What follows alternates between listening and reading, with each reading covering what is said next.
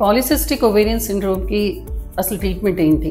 మామూలుగా చెప్పాలంటే దీనికి ఒక స్పెసిఫిక్ ట్రీట్మెంట్ అనేది ఏది ఉండదు.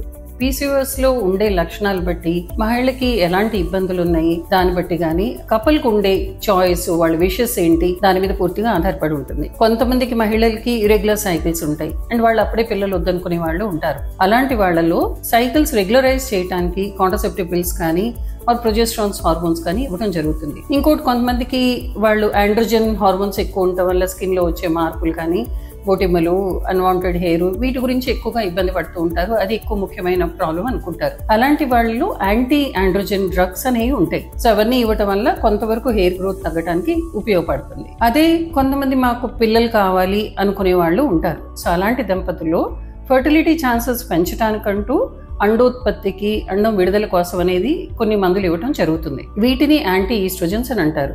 అంటే మెయిన్లీ దీనిలో క్లోమిఫిన్ కానీ లెట్రజాల్ కానీ అలాంటి డ్రగ్స్ ఇవ్వటం జరుగుతుంది.